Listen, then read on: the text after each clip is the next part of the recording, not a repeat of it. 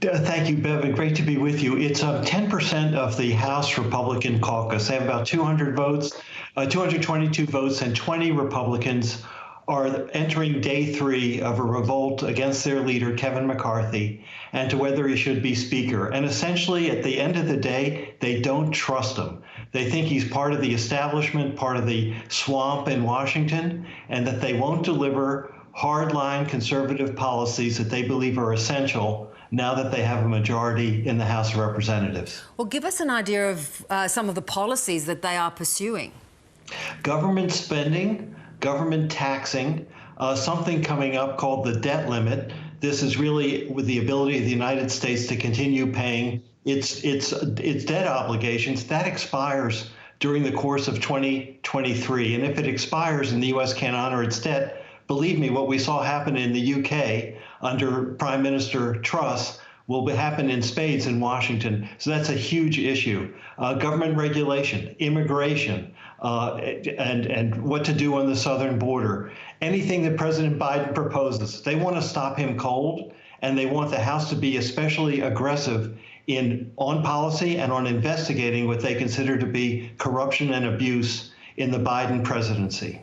They've got 200 colleagues, though, that don't seem to agree, don't want to go down that path. 6 times they voted. McCarthy has failed 6 times to get the leadership. What's going to break the deadlock? It's not clear that they can break the deadlock. Again, the issue is trust. They don't like McCarthy. So if that fails, there are 20 Republicans voting against McCarthy right now. He needs to regain 16 of those 20 votes. But there are 5 never Kevins among the 20. And if they hold firm, despite the agony of all the negotiations that are underway as we speak, they will be unable to seat him as Speaker. And then the question is, who comes next?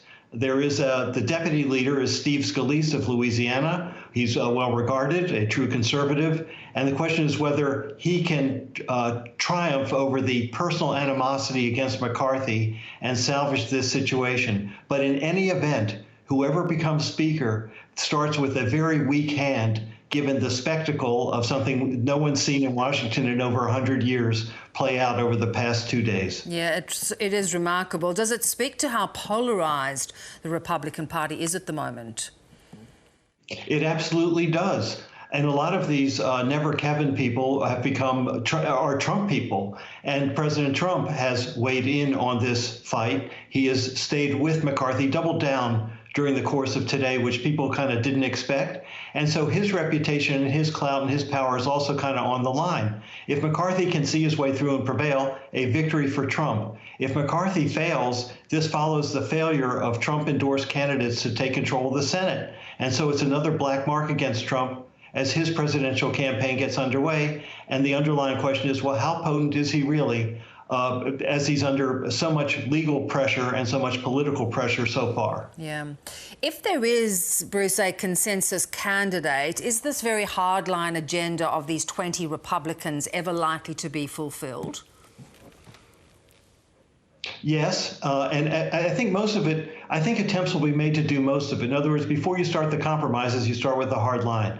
And I think Scalise is the type of conservative that can be very aggressive as Speaker. But we have a very interesting contrast during today. As the House was fighting, the House Republicans were fighting among themselves, President Biden was in the state of Kentucky with Mitch McConnell, now the longest-serving leader of the Senate under any party at any time in American history, to celebrate the opening of a major bridge that needed urgent repair done under Biden's bipartisan infrastructure legislation. So President Biden and President McConnell are showing what bipartisanship can accomplish at the same time that House Republicans are engaged in the most open partisan warfare that's been seen in decades. So it's an interesting split-screen contrast in priorities, policy, and politics. So how do you see this being resolved?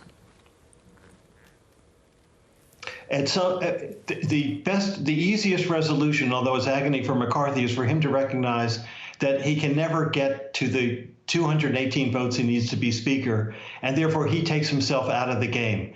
And I think at that point, there would be an overwhelming sentiment, including the never Kevins, the ultra hardliners. They've got to resolve this. The House cannot do business. Members are not sworn in. They cannot form committees. They cannot they cannot even introduce a bill because they're not officially members yet. So they really have to get on with it, or else they run the risk of having a permanent black mark on them as the new Congress gets underway. I think Democrats will say, terrific, we'll defeat you big time in 2024. Yes, and you're talking about that bipartisanship with Joe Biden and Mitch McConnell. Is it, though, not longer term going to play into the Democrats' hands politically? That's right. And remember, the midterms were a disappointment, the elections last November, a disappointment to Republicans, and they fell short. They didn't take the Senate, a very narrow majority in the House, and Kevin McCarthy is not Nancy Pelosi, and we saw what she could do with a 5-vote margin, and he has a 4-vote margin and is really suffering. The contrast there shows that whether the Republicans are ready to govern, and the American people really want Washington to work a little bit, at least, to do better than just having raw politics that eat up everything. Yeah. Great to talk, Bruce. Thanks so much. Thank you, Bev.